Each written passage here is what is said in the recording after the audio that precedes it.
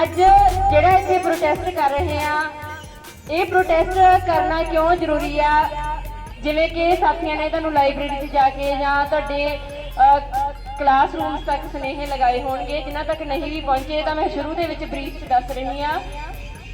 ਆਪਣੇ ਦੇਸ਼ ਦੇ ਅੰਦਰ ਆਪਣਾ ਭਾਰਤ ਇੱਕ ਬਹੁ ਕੌਮੀ ਦੇਸ਼ ਹੈ। ਇੱਥੇ ਅਲੱਗ-ਅਲੱਗ ਕੌਮਾਂ ਵਸਦੀਆਂ ਨੇ, ਅਲੱਗ-ਅਲੱਗ ਧਰਮਾਂ ਦੇ ਲੋਕ ਰਹਿੰਦੇ ਨੇ, ਪਰ ਇੱਥੋਂ ਦੀ ਸਰਕਾਰ ਦੇ ਦੁਆਰਾ, ਖਾਸ ਕਰਕੇ ਜਿਹੜੀ ਹੁਣ ਮੌਜੂਦਾ ਸਰਕਾਰ ਆ, ਉਹ ਇੱਕ ਏਜੰਡੇ ਦੇ ਤਹਿਤ 2014 ਤੋਂ ਲੱਗੀ ਹੋਈ ਹੈ। ਜਿਹੜੀ ਧਾਰਮਿਕ ਘੱਟ ਗਿਣਤੀਆਂ ਨੇ, ਚਾਹੇ ਉਹ ਮੁਸਲਿਮ ਹੋਣ, ਚਾਹੇ ਉਹ ਈਸਾਈ ਹੋਣ, ਚਾਹੇ ਉਹ ਸਿੱਖ ਹੋਣ, ਬੋਧੀ ਹੋਣ, ਜੈਨੀ ਹੋਣ, ਉਹਨਾਂ ਨੂੰ ਲਗਾਤਾਰ ਧਰਮ ਦੇ ਆਧਾਰ ਤੇ ਦਬਾਇਆ ਜਾ ਰਿਹਾ, ਉਹਨਾਂ ਨਾਲ ਧੱਕੇ ਵਿਤਕਰੇ ਕੀਤੇ ਜਾ ਰਹੇ ਨੇ ਤੇ ਦੇਸ਼ ਦੇ ਵਿੱਚ ਜਾਤ ਦੇ ਆਧਾਰ ਤੇ ਵੀ ਦਲਿਤਾਂ ਨਾਲ ਬਹੁਤ ਧੱਕਾ ਕੀਤਾ ਜਾ ਰਿਹਾ।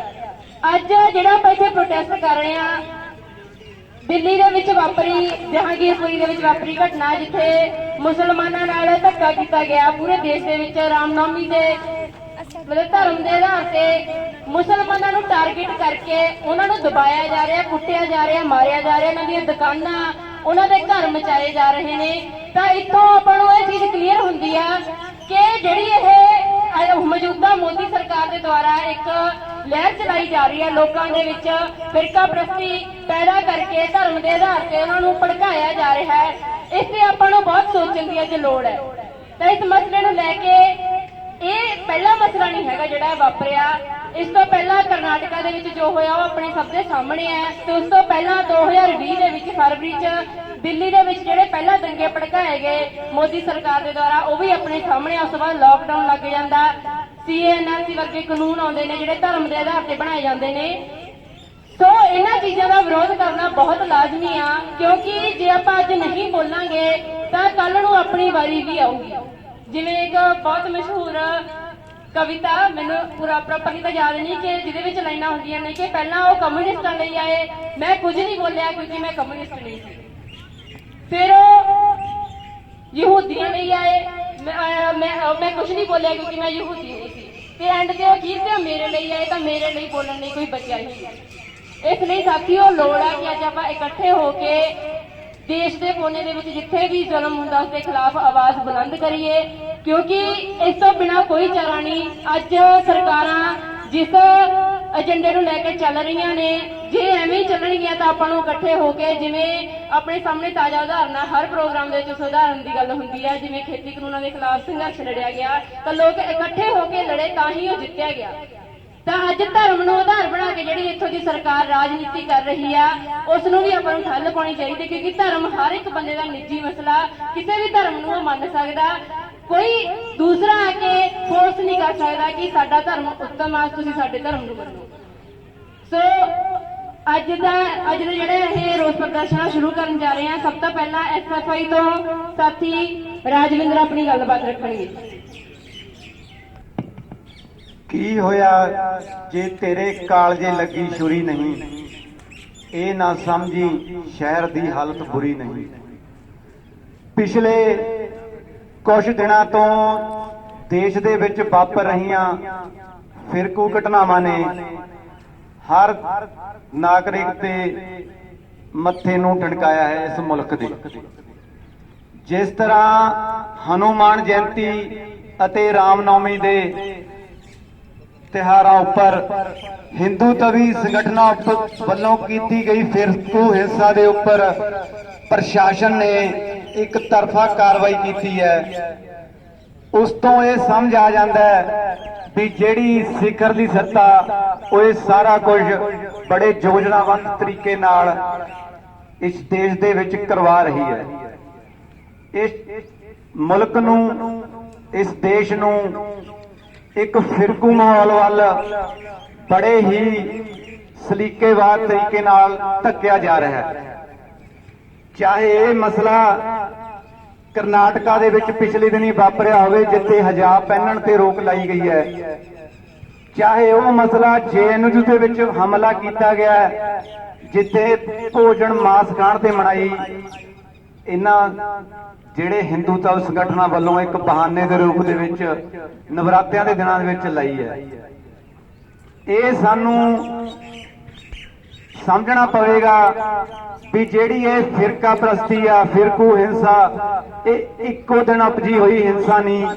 ਇਸ ਦੇ ਪਿੱਛੇ ਜਿਹੜੀ ਆਰਐਸਐਸ ਬੀਜੇਪੀ ਦੀ ਆਈਡੀਓਲੋਜੀ ਹੈ, ਉਹਦਾ ਸਾਲਾਂ ਬੱਧੀ ਇਤਿਹਾਸ ਹੈ, ਉਹ ਇਹਦੇ ਪਿੱਛੇ ਜ਼ਿੰਮੇਵਾਰ ਹੈ। ਇਸ ਮੁਲਕ ਦੇ ਵਿੱਚ ਚਾਹੇ ਉਹ ਘੱਟ ਗਿਣਤੀਆਂ ਹੋਣ, ਚਾਹੇ ਉਹ ਦਲਿਤ ਹੋਣ, ਚਾਹੇ ਉਹ ਪਛੜੇ ਵਰਗ ਹੋਣ, ਉਹਨਾਂ ਤੇ ਹਮਲੇ ਕੀਤੇ ਜਾ ਰਿਹਾ ਬਹੁ ਗਿਣਤੀਆਂ ਵੱਲੋਂ, ਬਹੁ ਗਿਣਤੀਆਂ ਦੇ ਸ਼ਾਮਲ ਹੋਣ ਲਈ, ਤਾਂ ਕਿ ਜਿਹੜੀ ਬਹੁ ਗਿਣਤੀ ਆ, ਜਿਹਨੂੰ ਆਪਾਂ ਹਿੰਦੂ ਕਹਿ ਦਿੰਨੇ ਆ, ਵੀ ਉਹ ਜਿਹੜੀ ਸਿਖਰਲੀ ਸੱਤਾ ਉਹਦੇ ਤੇ ਕਾਬਜ ਰਹਿਣ। ਮੋਦੀ ਸਰਕਾਰ ਵੱਲੋਂ ਜਿਹੜੀ ਆਪਣੀ ਨਿਗਾਹ 2024 ਦੀਆਂ ਵੋਟਾਂ ਤੇ ਰੱਖੀ ਗਈ ਹੈ, ਇਹਨਾਂ ਘਟਨਾਵਾਂ ਨੂੰ ਮੱਦੇ ਨਜ਼ਰ ਰੱਖਦੇ ਹੋਏ ਉਹ ਜਿਹੜੀ ਕੁਰਸੀ ਤੇ ਹਮੇਸ਼ਾ ਲਈ ਬਣੇ ਰਹਿਣਾ ਚਾਹੁੰਦਾ, ਜਿਹੜੀ ਕੁਰਸੀ 2019 ਦੇ ਵਿੱਚ ਤੇ ਜਿਹੜੀ ਕੁਰਸੀ ਤੇ ਉਹ 2014 ਦੇ ਵਿੱਚ ਆ ਕੇ ਬੈਠਿਆ ਸੀ। ਆਪਾਂ ਬੜੀ ਪਿੱਛੇ ਝਾਤ ਨਾ ਮਾਰੀਏ। 2014 ਦੀਆਂ ਤੋਂ ਜਦੋਂ ਦੀ ਮੋਦੀ ਸਰਕਾਰ ਸੱਤਾ ਤੇ ਕਾਬਜ ਹੋਈ ਹੈ, ਜਿਹੜੀਆਂ ਇਹ ਘਟਨਾਵਾਂ ਨੇ, ਧਰਮ ਦੇ ਨਾਂ ਤੇ ਵਾਪਰ ਰਹੀਆਂ ਘਟਨਾਵਾਂ ਨੇ, ਉਹਨਾਂ ਦੇ ਵਿੱਚ ਬੜੀ ਵੱਡੀ ਪੱਧਰ ਤੇ ਵਾਧਾ ਹੋਇਆ। ਇਹਨੂੰ ਆਪਣਾ ਸਮਝਣ ਲਈ ਆਰਐਸਐਸ ਦੀ ਵਿਚਾਰਧਾਰਾ ਵੱਲ ਆਪਾਂ ਨੂੰ ਪਿੱਛੇ ਜਾਣਾ ਪਵੇਗਾ। ਜਦੋਂ ਇਸ ਦਾ ਮੁਖੀ ਹੈਡ ਗਵਾਇਰ ਇਹ ਕਹਿਣ ਤੋਂ ਕਦੇ ਝਿਜਕਦਾ ਨਹੀਂ ਸੀ ਵੀ ਅਸੀਂ ਇੱਕ ਭਾਰਤ ਨੂੰ ਹਿੰਦੂ ਰਾਸ਼ਟਰ ਬਣਾਉਣਾ। ਉਹਨਾਂ ਦੇ ਜਿਹੜੇ ਅਗਲੇ ਗੁਰੂ ਗੋਵਲਕਰ, ਉਹ ਆਪਣੀ ਕਿਤਾਬ ਅਸੀਂ ਅਤੇ ਸਾਡੀ ਕੌਮੀਅਤ ਦੀ ਪਛਾਣ ਵਿੱਚ ਸ਼ਰੇਆਮ ਲਿਖਦੇ ਨੇ ਵੀ ਜੇ ਤੁਸੀਂ ਸੱਤਾ ਤੇ ਕਾਬਜ ਰਹਿਣਾ ਤਾਂ ਜਿਹੜੀ ਇਸ ਮੁਲਕ ਦੀ ਪੂੰਜੀ ਹੈ, ਜਿਹੜੇ ਇੱਥੋਂ ਦੇ ਜੰਗਲ ਨੇ, ਜਿਹੜੀ ਇੱਥੋਂ ਦੀ ਜ਼ਮੀਨ ਆ, ਉਹਨਾਂ ਨੂੰ 2-3% ਵਿਸ਼ਵਾਸਯੋਗ ਪੂੰਜੀਪਤੀਆਂ ਦੇ ਥੱਲੇ ਰੱਖ ਦਿਓ ਤੇ ਜਿਹੜੀ 95% ਜਨਤਾ ਉਹਨਾਂ ਨੂੰ ਭੁੱਖਮਰੀ ਵੱਲ ਧੱਕ ਦਿਓ, ਤਾਂ ਜਿਹੜੀ ਇਹ ਸੱਤਾ ਗੀ 7 ਜਨਮਾਂ ਤੱਕ ਤੁਹਾਡੇ ਕੋਲੇ ਰਹੂਗੀ। ਇਹ ਤੋਂ ਕੋਈ ਤੁਹਾਡੀ ਹੱਤਾ ਜਿਹੜੀ ਤੁਹਾਡੇ ਕੋਲੋਂ ਕੋਈ ਹਥਿਆ ਨਹੀਂ ਸਕਦਾ। ਗੋਵਲਕਰ ਇਹ ਵੀ ਲਿਖਦੇ ਨੇ, ਉਹਨਾਂ ਨੇ ਜਿਹੜਾ ਪੰਜਾਬ ਦੇ ਸ਼ਹੀਦ-ਏ-ਆਜ਼ਮ ਸ਼ਹੀਦ ਭਗਤ ਸਿੰਘ ਤੇ ਉਹਨਾਂ ਦੇ ਸਾਥੀਆਂ ਦੀ ਜਿਹੜੀ ਆਜ਼ਾਦੀ ਸੰਘਰਸ਼ ਦੀ ਲੜਾਈ ਆ, ਉਹਦੇ ਖਿਲਾਫ ਵੀ ਇਹ ਲਿਖਿਆ ਸੀ। ਉਹ ਤੋਂ ਰਹਿਣ ਤੋਂ ਉਹਨਾਂ ਨੇ ਸਾਫ਼ ਲਿਖਿਆ ਵੀ ਇਹ ਬੜੇ ਦਲੇਰ ਨੌਜਵਾਨ ਨੇ, ਪਰ ਜਿਹੜੀ ਇਹ ਆਪਣੀ ਸ਼ਕਤੀ ਹੈ ਉਹ ਗਲਤ ਪਾਸੇ ਲਾ ਰਹੇ ਆ। ਇਹਨਾਂ ਨੂੰ ਆਪਣੀ ਜਿਹੜੀ ਲੜਾਈ ਆ ਅੰਗਰੇਜ਼ਾਂ ਦੀ ਬਦੌਲਤ ਛੱਡ ਕੇ ਮੁਸਲਮਾਨਾਂ, ਈਸਾਈਆਂ ਤੇ ਕਮਿਊਨਿਸਟਾਂ ਖਿਲਾਫ ਵਰਤਣੀ ਚਾਹੀਦੀ ਹੈ। ਜਿਹੜੀ ਇਹ ਲੜਾਈ ਭਗਤ ਸਿੰਘ ਤੇ ਉਹਦੇ ਸਾਥੀ ਲੜ ਕੇ ਗਏ ਆ, ਉਸੇ ਆਜ਼ਾਦੀ ਸੰਗਰਾਮ ਦੇ ਵਿੱਚ ਜੇ ਆਪਾਂ ਝਾਤ ਮਾਰੀਏ ਤਾਂ ਆਰਐਸਐਸ ਦਾ ਰੋਲ ਆ ਜਿਹੜਾ ਹਮੇਸ਼ਾ ਨਾ ਪੱਖੀ ਰਿਹਾ। ਉਹਨਾਂ ਦੇ ਜਿਹੜੇ ਦਾਮੋਦਰ ਸਾਵਰਕਰ ਆ, ਉਹਨਾਂ ਨੇ ਮਾਫੀਆਂ ਮੰਗੀਆਂ ਨੇ, ਤੇ ਜਿਹੜੇ ਇਹਨਾਂ ਦੇ ਗੋਵਲਕਰ, ਉਹ ਲੈ ਕੇ ਗਏ ਆ ਵੀ ਮੈਂ ਇਸੀ ਆਜ਼ਾਦੀ ਨਾਲੋਂ ਗੁਲਾਮੀ ਮਨਜ਼ੂਰ ਕਰੂੰਗਾ, ਗੁਲਾਮੀ ਦੇ ਵਿੱਚ ਰਹਿਣਾ ਪਸੰਦ ਕਰੂੰਗਾ। ਜਿਹੜੀ ਆਜ਼ਾਦੀ ਮੁਸਲਮਾਨਾਂ ਨੂੰ, ਦਲਿਤਾਂ ਨੂੰ, ਪਛੜਿਆਂ ਨੂੰ ਬਰਾਬਰ ਦੇ ਅਧਿਕਾਰ ਦਿੰਦੀ ਹੋਵੇ, ਤੇ ਉਸੇ ਆਈਡੀਓਲੋਜੀ ਦੇ ਉੱਪਰ ਜਿਹੜਾ ਇੱਕ ਮੋਦੀ ਆ ਉਹ ਖੂਬ ਆਪਣੀ ਵਿਚਾਰਧਾਰਾ ਦੇ ਉੱਪਰ ਪੂਰਾ ਉਹਨੂੰ ਪਹਿਰਾ ਵੀ ਦੇ ਰਿਹਾ ਤੇ ਉਹਨੂੰ ਅਮਲੀ ਜਾਮਾ ਵੀ ਪਹਿਨਾਇਆ ਜਾ ਰਿਹਾ। ਪਿਛਲੇ ਜੇ ਝਾਤ ਮਾਰੀਏ ਦਲਿਤਾਂ, ਪਛੜੇ ਵਰਗਾਂ ਤੇ ਮੁਸਲਮਾਨਾਂ ਨੂੰ ਉਹਨਾਂ ਨੇ ਜਿਹੜੀ ਬਰਾਬਰ ਦੀ ਅਧਿਕਾਰ ਦੀ ਲੜਾਈ, ਉਹ ਕਦੇ ਬਰਾਬਰ ਦੀ ਆਜ਼ਾਦੀ ਦੇ ਕਦੇ ਉਹ ਖਿਲਾਫ ਹੀ ਰਹੇ ਆ। ਉਹਨਾਂ ਨੂੰ ਕਦੇ ਜਿਹੜੇ ਵੱਧ ਅਧਿਕਾਰ ਆ, ਉਹਨਾਂ ਦੇ ਬਰਾਬਰ ਦੇ ਅਧਿਕਾਰ ਆ, ਉਹ ਕਦੇ ਨਹੀਂ ਦੇਣਗੇ। ਤਾਂ ਸਾਨੂੰ ਇਹ ਸਮਝਣਾ ਹੋਵੇਗਾ ਜਿਹੜੀ ਬੀਜੇਪੀ ਆ, ਆਰਐਸਐਸ ਆ, ਇਹਦਾ ਮੇਨ ਮਨੋਰਥ ਧਰਮ ਦੇ ਨਾਂ ਤੇ ਵੰਡ ਕੇ, ਇਸ ਜਮਾਤ ਨੂੰ ਫਿਰਕਿਆਂ 'ਚ ਵੰਡ ਕੇ ਇਹਦੇ ਤੇ ਕਾਬਜ ਰਹਿਣਾਗਾ। ਜਿਹੜੀ ਅੱਜ ਹਿੰਦੂ ਭੀੜ, ਜਿਹਨੂੰ ਆਪਾਂ ਕਹਿ ਸਕਦੇ ਆ ਵੀ ਜਿਹੜੇ ਆਮ ਨੌਜਵਾਨ ਨੇ, ਉਹਨਾਂ ਦੀਆਂ ਜਿਹੜੀਆਂ ਹਿੰਦੂਤਵ ਦੀਆਂ ਭਾਵਨਾਵਾਂ ਨਾਲ ਖੇਡ ਕੇ ਜਿਹੜੀ એનર્ਜੀ ਉਹਨਾਂ ਨੇ ਬੇਰੁਜ਼ਗਾਰੀ, ਭ੍ਰਿਸ਼ਟਾਚਾਰ, ਸਿਹਤ ਸਹੂਲਤਾਂ ਜਾਂ ਜਿਹੜੇ ਇਸ ਦੇਸ਼ ਦਾ ਬੁਰਾ ਹਾਲ ਹੋ ਰਿਹਾ, ਉਹਦੇ ਖਿਲਾਫ ਲੜਨ ਦੀ ਬਜਾਏ ਉਹਨਾਂ ਦੇ ਜਿਹੜੀ ਇਹ એનર્ਜੀ ਆ ਜੈ ਸ਼੍ਰੀ ਰਾਮ ਦੇ ਨਾਰਿਆਂ ਦੇ ਵਿੱਚ ਰੋਲੀ ਜਾ ਰਹੀ ਹੈ। ਜਿਹੜੀ ਇਹ ਘਟਨਾ ਹੁਣ ਪਿਛਲੇ ਦਿਨਾਂ ਦੇ ਵਿੱਚ ਵਾਪਰੀ ਹੈ, ਹਨੂਮਾਨ ਜਯੰਤੀ ਤੇ ਜਹਾਂਗੀਰਪੁਰੀ ਇਲਾਕਾ ਦਿੱਲੀ ਦੇ ਵਿੱਚ, ਉੱਥੇ ਇੱਕ ਜਿਹੜੀ ਹਿੰਦੂਤਵ ਨੌਜਵਾਨਾਂ ਦੀ ਭੀੜ ਨੰਗੀਆਂ ਤਲਵਾਰਾਂ ਲੈ ਕੇ, ਪਿਸਟਲ ਲੈ ਕੇ ਮਸਜਿਦਾਂ ਦੇ ਬਾਹਰ ਮਹੱਲਿਆਂ ਦੇ ਵਿੱਚ ਗੁੰਡਾਗਰਦੀ ਦਾ ਨਾਚ ਖੇਡ ਰਹੇ ਸੀਗੇ। ਇੱਕ ਜਦੋਂ ਆਪਾਂ ਕਿਸੇ ਫਿਰਕੇ ਨੂੰ ਉਹਨਾਂ ਦੇ ਮਸਜਿਦ ਦੇ ਬਾਹਰ ਜਾ ਕੇ ਇੱਕ ਲਲਕਾਰਾਂਗੇ ਜਾਂ ਉਹਨਾਂ ਨੂੰ ਗਾਲਾਂ ਕੱਢਾਂਗੇ ਤਾਂ ਉਹ ਇੱਕ ਨਾਰਮਲੀ ਗੱਲ ਆ ਵੀ ਜਿਹੜੀ ਮਨੁੱਖੀ ਸਾਈਕੋਲੋਜੀ ਆ ਉਹ ਅਕਸਰ ਤਾਂ ਫੜੂਗੀ। ਉਸੇ ਭੜਕਾੜ ਦੇ ਵਿੱਚੋਂ ਪੈਦਾ ਹੋ ਕੇ ਥੋੜਾ ਵਾਲਾ ਉਧਰੋਂ ਉਹਨਾਂ ਦੀ ਆਪਸ ਵਿੱਚ ਹਿੰਸਾ ਹੋਈ ਹੈ, ਤਾਂ ਉਸੇ ਨੂੰ ਮੱਦੇਨਜ਼ਰ ਰੱਖਦੇ ਹੋਏ ਜਿਹੜੀ ਸਰਕਾਰ ਇੱਥੋਂ ਦੀ ਸੁਪਰੀਮ ਕੋਰਟ ਦੇ ਆਦੇਸ਼ਾਂ ਨੂੰ ਨਾ ਮੰਨਦੀ, ਉੱਤਰੀ ਨਗਰ ਨਿਗਮ ਦਿੱਲੀ, ਉਹਨਾਂ ਨੇ ਮੁਸਲਮਾਨਾਂ ਦੇ ਘਰਾਂ ਤੇ ਬਲਡੋਜ਼ਰ ਚਲਾਏ ਆ। ਇਹ ਬਹਾਨਾ ਦਿੱਤਾ ਜਾ ਰਿਹਾ ਵੀ ਇੱਥੇ ਅਵੈਧ ਕਬਜ਼ੇ ਨੇ, ਨਜਾਇਜ਼ ਕਲੋਨੀਆਂ ਸਾਰੀਆਂ ਹੋਈਆਂ ਨੇ। ਦਿੱਲੀ ਦੇ ਵਿੱਚ 731 ਅਵੈਧ ਨਜਾਇਜ਼ ਕਲੋਨੀਆਂ ਨੇ ਜਿੱਥੇ ਕਬਜ਼ੇ ਹੋਏ ਨੇ। ਪਰ ਜਹਾਂਗੀਰਪੁਰੀ ਕਿਉਂ ਟਾਰਗੇਟ ਕੀਤਾ ਗਿਆ? ਕਿਉਂਕਿ ਇੱਥੇ ਇੱਕ ਖਾਸ ਕਿਸਮ ਦੀ ਕਮਿਊਨਿਟੀ, ਮੁਸਲਮਾਨ ਕਮਿਊਨਿਟੀ ਸੀ, ਉਹਨਾਂ ਨੂੰ ਟਾਰਗੇਟ ਤਾਂ ਕੀਤਾ ਗਿਆ। ਇਸ ਜਹਾਂਗੀਰਪੁਰੀ ਦੇ ਇਲਾਕੇ ਨੂੰ ਟਾਰਗੇਟ ਹੀ ਤਾਂ ਕੀਤਾ ਗਿਆ ਵੀ ਇੱਥੇ ਇੱਕ ਖਾਸ ਫਿਰਕੇ ਦੇ ਲੋਕ ਰਹਿ ਰਹੇ ਨੇ। ਉਹ ਜੋ ਗੁੰਡਾਗਰਦੀ ਪਿਛਲੇ ਦਿਨਾਂ ਦੇ ਵਿੱਚ ਹੋਈ ਹੈ, ਉਹ ਚਾਹੇ ਮੱਧ ਪ੍ਰਦੇਸ਼ ਦਾ ਖਰਗੋਨ ਇਲਾਕਾ ਹੋਵੇ, ਚਾਹੇ ਉਹ ਯੂਪੀ ਹੋਵੇ, ਚਾਹੇ ਉੱਤਰਾਖੰਡ ਦਾ ਰੁੜਕੀ ਹੋਵੇ, ਸਾਰਿਆਂ ਦੇ ਵਿੱਚ ਮਸਲਾ ਸੇਮ ਹੀ ਰਿਹਾ। ਮੁਸਲਮਾਨਾਂ ਨੂੰ ਇਹਨਾਂ ਨੇ ਟਾਰਗੇਟ ਕੀਤਾ ਗਿਆ ਬਹਾਨੇ ਅਲੱਗ-ਅਲੱਗ ਬਣਾ ਕੇ। ਤਾਂ ਖਰਗੋਨ ਦੇ ਇਲਾਕੇ ਦੇ ਵਿੱਚ 55 ਕੇਸ ਹੁਣ ਤੱਕ ਦਰਜ ਹੋਏ ਨੇ, ਜਿਹਦੇ ਵਿੱਚੋਂ 148 ਲੋਕ ਗ੍ਰਿਫਤਾਰ ਹੋਏ ਸੀ, ਤਾਂ ਉਹਦੇ ਵਿੱਚੋਂ 142 ਉਹਦੇ ਵਿੱਚੋਂ ਮੁਸਲਮਾਨ ਨੇ। ਇਸੇ ਤਰ੍ਹਾਂ ਹੀ ਕਰੌਲੀ ਰਾਜਸਥਾਨ ਦੇ ਵਿੱਚ ਪੈਂਦਾ, ਉੱਥੇ ਵੀ ਦੁਕਾਨਾਂ ਢਾਈਆਂ ਗਈਆਂ ਨੇ, ਉਹਨਾਂ ਦੇ ਵਿੱਚੋਂ ਜਿਹੜੀ ਜ਼ਿਆਦਾਤਰ ਗਿਣਤੀ ਸੀ ਉਹ ਮੁਸਲਮਾਨਾਂ ਦੀ ਗਿਣਤੀ ਸੀਗੀ, ਜਿਹੜੀਆਂ ਉਹਨਾਂ ਦੀਆਂ ਦੁਕਾਨਾਂ ਦੀ ਗਿਣਤੀ ਸੀ। ਤਾਂ ਇਸ ਖਾਸ ਕਿਸਮ ਜਿਹੜਾ ਘੱਟ ਗਿਣਤੀਆਂ ਤੇ 2014 ਤੋਂ ਹਮਲੇ ਹੋਏ ਆ, ਤਾਂ ਇਹ ਸਾਨੂੰ ਸਮਝਣ ਦੀ ਲੋੜ ਆ ਵੀ ਇਹ ਜਿਹੜੀ ਧਰਮ ਦੀ ਰਾਜਨੀਤੀ ਵਰਗੇ ਸਮਾਜ ਨੂੰ ਕਿਸ ਵੱਲ ਧੱਕਿਆ ਜਾ ਰਿਹਾ ਹੈ। ਜਿਹੜਾ ਇਹ ਰਸਤਾ, ਇਹ ਦੇਸ਼ ਨੂੰ ਇੱਕ ਬਰਬਾਦੀ ਵੱਲ ਲੈ ਕੇ ਜਾਣ ਵਾਲਾ ਰਸਤਾ ਹੈ, ਜਿਹੜੀ ਦੇਸ਼ ਦੀ ਆਰਥਿਕਤਾ ਤੇ ਨੌਜਵਾਨੀ ਤੇ ਇਸ ਬੇਰੁਜ਼ਗਾਰੀ, ਭ੍ਰਿਸ਼ਟਾਚਾਰ ਤੇ ਇੱਕ ਬਹੁਤ ਵੱਡੀ ਸੱਟ ਮਾਰੇਗਾ। ਤਾਂ ਇੱਕ ਹੋਰ ਮੈਂ ਗੱਲ ਕਹਿਣੀ ਚਾਹੁੰਦਾ ਵੀ ਜਿਹੜੀ ਉੱਪਰਲੀ ਨਿਆਂਪਾਲਿਕਾ ਹੁੰਦੀ ਹੈ ਜਾਂ ਕਿਸੇ ਤਰ੍ਹਾਂ ਦੇ ਵੀ ਪ੍ਰਸ਼ਾਸਨਿਕ ਜਿਹੜੇ ਹੁੰਦੇ ਨੇ, ਉਹ ਦੇਸ਼ ਨੂੰ ਚਲਾਉਂਦੇ ਨੇ, ਪਰ ਉੱਥੇ ਇਹ ਦੇਖਣਾ ਪਵੇਗਾ ਵੀ UPSC ਦੇ ਵਿੱਚ ਜਿਹੜਾ ਚੇਅਰਮੈਨ ਆ ਉਹ RSS ਨੇ ਲਾਇਆ। ਮਤਲਬ ਕਿ ਵੀ ਜਿਹੜੀ ਉੱਪਰਲੀ ਸੁਪਰੀਮ ਕੋਰਟ ਦੇ ਜੱਜ ਹੋਣ, ਚਾਹੇ ਉਹ ਪੰਜਾਬ ਪੁਲਿਸ ਡਿਪਾਰਟਮੈਂਟ ਹੋਵੇ, ਉਹਦੇ ਵਿੱਚ ਜਿਹੜੇ ਕਬਜ਼ੇ ਕੀਤੇ ਜਾ ਰਹੇ ਆ ਉਹ ਕੀਤੇ ਜਾ ਰਹੇ ਆ BJP ਵੱਲੋਂ, ਆਪਦੇ ਨਿਯੁਕਤ ਕੀਤੇ ਬੰਦੇ ਜਾ ਰਹੇ ਆ। ਜਿੱਥੇ RSS BJP ਦੇ ਬੰਦੇ ਹੋਣਗੇ, ਲੱਗੇ ਨਿਯੁਕਤ ਕੀਤੇ ਹੋਣਗੇ, ਤਾਂ ਉੱਥੇ ਸਾਨੂੰ ਇਹ ਸਮਝਣ ਦੀ ਲੋੜ ਆ ਵੀ ਇਨਸਾਫ ਤਾਂ ਕੀ ਮਿਲਣਾ। ਤਾਂ ਜਿਹੜੀ ਝੂਠੇ ਪਰਚੇ, ਜਿਹੜੀ ਮਤਲਬ ਕਿ ਝੂਠੇ ਪਰਚੇ ਲੋਕਾਂ ਦੇ ਉੱਪਰ ਜਿਹੜੀ ਗੁੰਡਾਗਰਦੀ ਆ ਹੋਰ ਵਧੂਗੀ। ਤਾਂ ਇਹ ਅੱਜ ਅਸੀਂ ਇੱਥੋਂ ਇਹ ਖੜ ਕੇ ਅਪੀਲ ਕਰਦੇ ਹਾਂ ਸਾਰੀਆਂ ਹੀ ਜਮਹੂਰੀ ਤਾਕਤਾਂ ਨੂੰ, ਨੌਜਵਾਨਾਂ ਨੂੰ, ਇੱਥੋਂ ਦੇ ਨਾਗਰਿਕਾਂ ਨੂੰ, ਵੀ ਇਸ ਮਸਲੇ ਦੇ ਖਿਲਾਫ ਕੱਲੀ ਮੀਡੀਆ ਦੇ ਵਿੱਚ ਬਾਈਟ ਦੇ ਕੇ ਜਾਂ ਟਵਿੱਟਰ ਤੇ ਟਵੀਟ ਕਰਕੇ ਜਾਂ ਸੋਸ਼ਲ ਮੀਡੀਆ ਤੇ ਵਿਰੋਧ ਕਰਕੇ ਨਹੀਂ ਸਰਨਾ।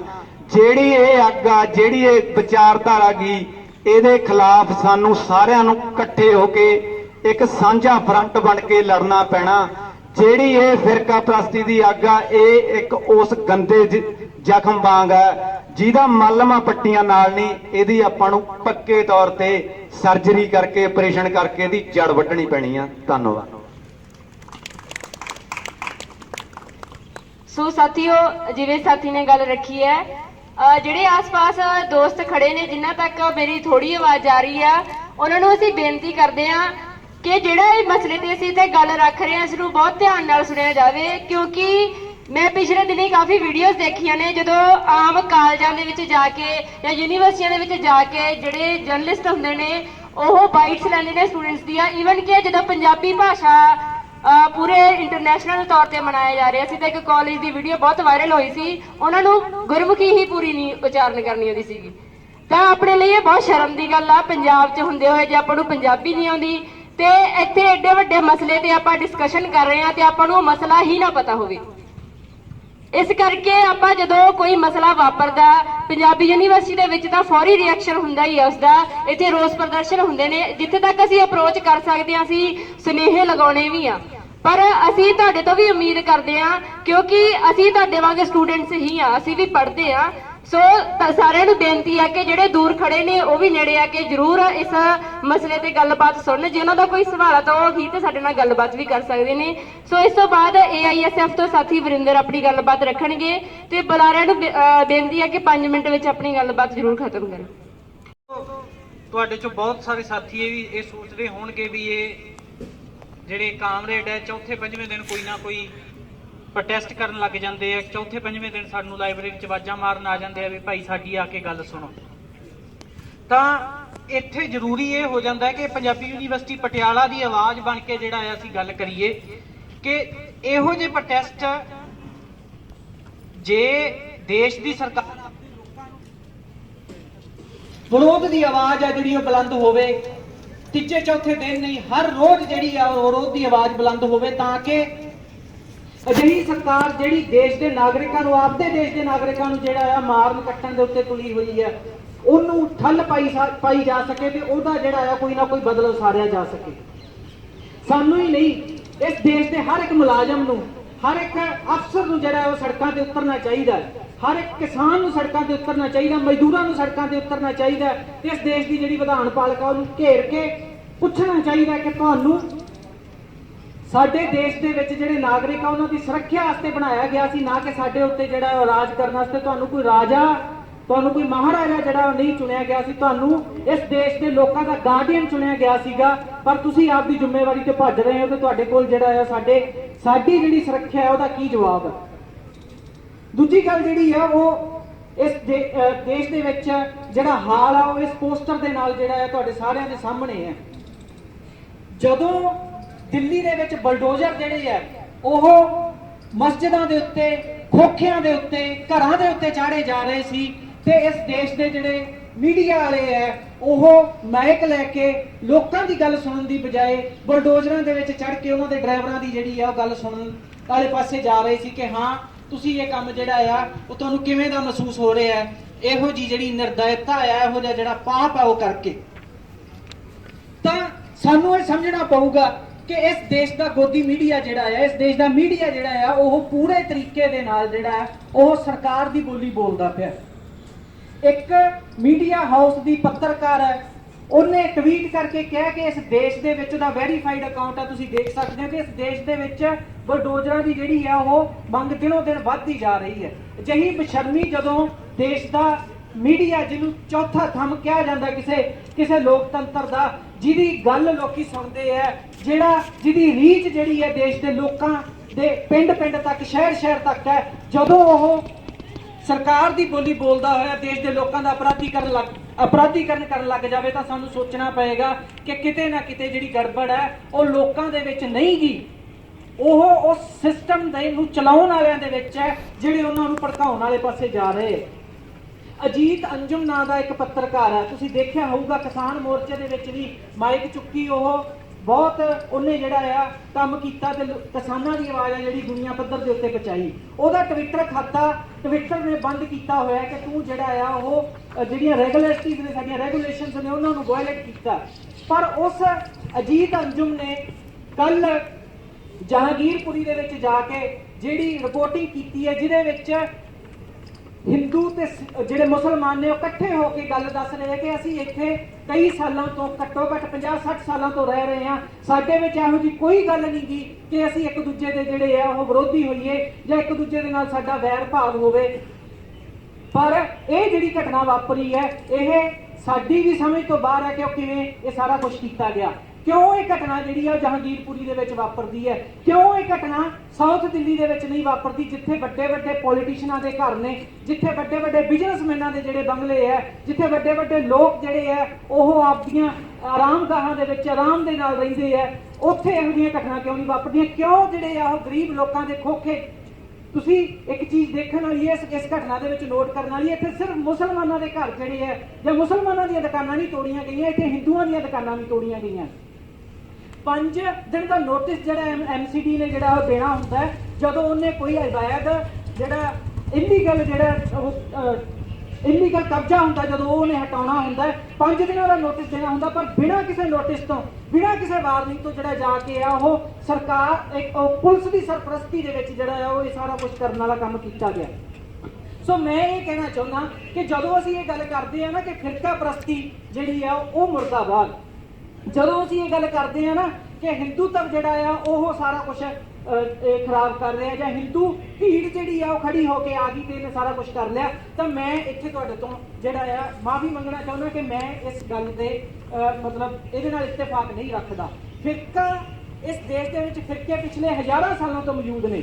ਇਸ ਦੇਸ਼ ਦੇ ਵਿੱਚ ਮੁਸਲਮਾਨ ਵੀ ਜਿਹੜੇ ਹੈ ਉਹ 11ਵੀਂ 12ਵੀਂ ਸਦੀ ਤੋਂ ਰਹਿ ਰਹੇ ਹੈ। ਇਸ ਦੇਸ਼ ਦੇ ਵਿੱਚ ਈਸਾਈ ਵੀ ਬੜੇ ਬਹੁਤ ਸਮੇਂ ਤੋਂ ਰਹਿ ਰਹੇ ਹੈ। ਉਹ ਸਾਰੇ ਦੇ ਸਾਰੇ ਆਪਣੇ ਜਿਹੜੇ ਅਕੀਦੇ ਆ ਧਾਰਮਿਕ ਅਕੀਦੇ ਉਹਦੇ ਵਿੱਚ ਵੀ ਪੱਕੇ ਹੈ, ਪਰ ਇਹ ਦੰਗੇ ਜਾਂ ਇਹੋ ਜਿਹਾ ਸਾਰਾ ਕੁਝ ਪਿਛਲੇ ਕੁਝ ਸਮੇਂ ਤੋਂ ਕਿਉਂ ਹੋਣ ਲੱਗ ਗਿਆ? ਇਹ ਫਿਰਕਾ ਪ੍ਰਸਤੀ ਜਿਹੜੀ ਹੈ, ਲੋਕ ਫਿਰਕਾ ਪ੍ਰਸਤ ਹੁੰਦੇ ਆ ਪਰ ਲੋਕ ਫਿਰਕਾ ਪ੍ਰਸਤ ਹੋਣ ਦੇ ਬਾਵਜੂਦ ਵੀ ਜਿਹੜੇ ਆ ਇੱਕ ਦੂਜੇ ਨਾਲ ਬਹੁਤ ਮੁਹੱਬਤ ਦੇ ਨਾਲ ਰਹਿੰਦੇ ਆ ਜਾਂ ਘੱਟੋ ਘੱਟ ਇੱਕ ਦੂਜੇ ਨੂੰ ਮਾਰਦੇ ਨਹੀਂਗੇ। ਇਹ ਫਿਰਕੂ ਤੰਗ ਨਜ਼ਰੀ ਹੈ ਜਿਹੜੀ ਇੱਕ ਦੂਜੇ ਨੂੰ ਮਾਰਨ ਵਾਲਾ ਕੰਮ ਕਰਦੀ ਹੈ ਕਿ ਹਾਂ ਸਾਡਾ ਫਿਰਕਾ ਜਿਹੜਾ ਹੈ ਉਹ ਸਭ ਤੋਂ ਉੱਤੇ ਹੈ।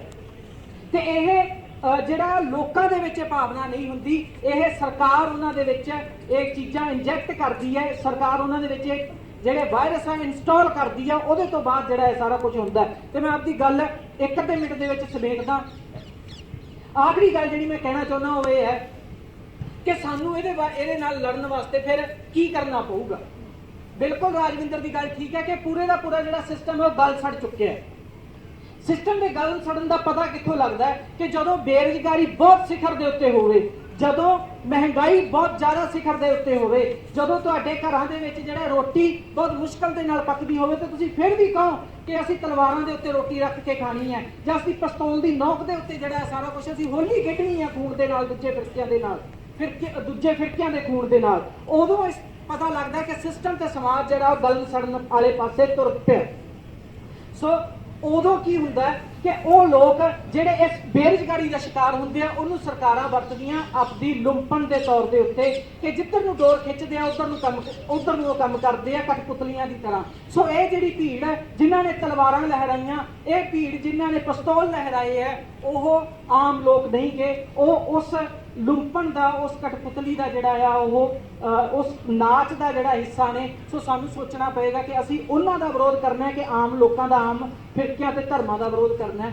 ਸੋ ਇਹਦੇ ਇੰਨਾ ਕਹਿੰਦਾ ਹੋਇਆ ਮੈਂ ਆਪਦੀ ਗੱਲ ਸਮਾਪਤ ਕਰਦਾ ਕਿ ਹਾਂ ਸਾਨੂੰ ਖੁਦ ਨੂੰ, ਅਸੀਂ ਜਿਹੜੇ ਲੋਕਾਂ ਲਈ ਲੜਨ ਵਾਲੇ ਲੋਕ ਆ, ਸਾਨੂੰ ਵੀ ਆਪਦੇ ਜਿਹੜੇ ਆ ਉਹ ਟੈਂਕਰੇ ਦੇ ਹਥਿਆਰ ਜਿਹੜੇ ਆ ਉਹ ਚੈੱਕ ਕਰਨੇ ਪੈਣਗੇ ਕਿ ਅਸੀਂ ਸਹੀ ਪਾਸੇ ਜਾ ਰਹੇ ਹਾਂ ਜਾਂ ਉਹਨਾਂ ਦੀ ਮਸ਼ਹੂਰੀ ਕਰਨ ਵਾਲੇ ਪਾਸੇ ਜਾ ਰਹੇ ਹਾਂ। ਧੰਨਵਾਦ। ਸੋ ਇਸ ਤੋਂ ਬਾਅਦ PRSU ਤੋਂ ਸਾਥੀ ਰੁਸ਼ਪਿੰਦਰ ਜਿੰਮੀ ਆਪਣੀ ਗੱਲਬਾਤ ਰੱਖਣਗੇ।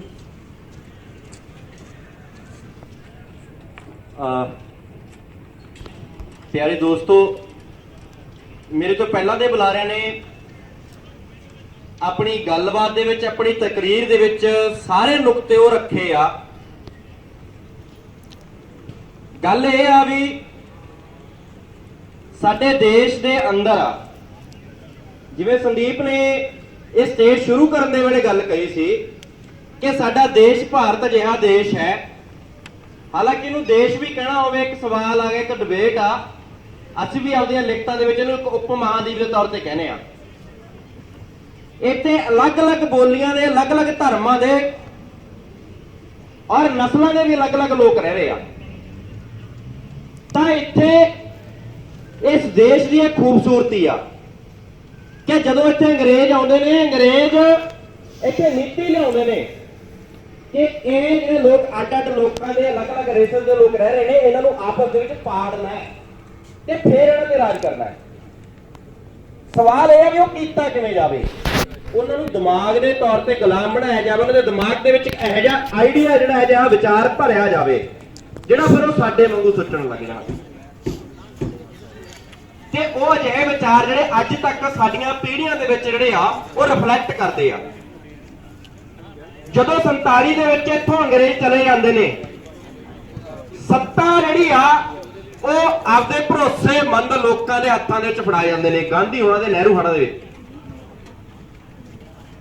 ਔਰ ਉਸ ਤੋਂ ਬਾਅਦ ਲਗਾਤਾਰ ਆਪਾਂ ਦੇਖ ਸਕਦੇ ਹਾਂ ਕਿ ਜਿੰਨਾ ਘਾਣ ਲੋਕਾਂ ਦਾ, ਮਿਹਨਤਕਸ਼ ਲੋਕਾਂ ਦਾ ਅੰਗਰੇਜ਼ਾਂ ਨੇ ਵੀ ਨਹੀਂ ਸੀ ਕੀਤਾ, ਜਿੰਨੀ ਰੱਤ ਜਿਹੜੀ ਆ ਲੋਕਾਂ ਦੀ ਮਿਹਨਤ ਕਸ਼ ਲੋਕਾਂ ਦੀ ਅੰਗਰੇਜ਼ਾਂ ਨੇ ਵੀ ਨਹੀਂ ਚੁੱਸੀ ਸੀ, ਉਸ ਤੋਂ ਕਿਤੇ ਜ਼ਿਆਦਾ ਲੋਕਾਂ ਦਾ ਖੂਨ ਜਿਹੜਾਗਾ 47 ਤੋਂ ਬਾਅਦ ਦੀਆਂ ਸਰਕਾਰਾਂ ਨੇ ਵਹਾਇਆਗਾ। ਤੇ ਜਿੰਨੇ ਦੰਗੇ, ਜਿੰਨੇ ਲੋਕਾਂ ਦੇ ਘੱਟ ਗਿਣਤੀਆਂ ਦੇ, ਮੁਸਲਮਾਨਾਂ ਦੇ, ਸਿੱਖਾਂ ਦੇ, ਈਸਾਈਆਂ ਦੇ ਪਹਿਲਾਂ ਭਾਵੇਂ ਨਹੀਂ ਹੋਏ, 47 ਤੋਂ ਬਾਅਦ ਬਹੁਤ ਜ਼ਿਆਦਾ ਹੋਏ ਨੇ। ਔਰ ਦੇਸ਼ ਦੇ ਅੰਦਰ ਕਾਂਗਰਸ ਨੇ ਵੀ ਉਹ ਪੱਤਾ ਖੇਡਿਆ ਜਿਹਨੂੰ ਅਸੀਂ ਇਸ ਕਰਕੇ ਨਰਮ ਹਿੰਦੂ ਤਵਾ ਕਹਿੰਦੇ ਆ, ਕਿਉਂਕਿ ਦੇਸ਼ ਦੇ ਅੰਦਰ ਮੈਜੋਰਟੇਰੀਅਨ ਜਿਹੜੀ ਆ, ਮੈਜੋਰਟੇਰੀਅਨ ਜਿਹੜਾ ਬਹੁ ਗਿਣਤੀ ਦਾ ਜਿਹੜਾਗਾ ਉਹ ਰਾਜ ਬਣਾਉਣ ਦੇ ਲਈ, ਕਿਉਂਕਿ ਹਿੰਦੂ ਮੈਜੋਰਟੀ ਨੇ, ਅਸੀਂ ਹਿੰਦੂਆਂ ਦੇ ਖਿਲਾਫ ਨਹੀਂ। ਇਸ ਪ੍ਰੋਟੈਸਟ ਦੇ ਵਿੱਚ ਵੀ ਬਹੁਤ ਸਾਰੇ ਸਟੂਡੈਂਟ ਜਿਹੜੇ ਆ ਉਹ ਹਿੰਦੂ ਹੋਣਗੇ। ਔਰ ਦੇਸ਼ ਦੇ ਅੰਦਰ ਵੀ ਜਿਹੜੇ ਲੋਕ ਕਹਿੰਦੇ ਆ ਹਿੰਦੂ ਹੋਣ ਦੇ ਬਾਵਜੂਦ ਵੀ ਜਿਹੜੇ ਲੋਕ ਇਹਨਾਂ ਚੀਜ਼ਾਂ ਦਾ ਵਿਰੋਧ ਕਰਦੇ ਆ ਉਹ ਵੀ ਨੇ।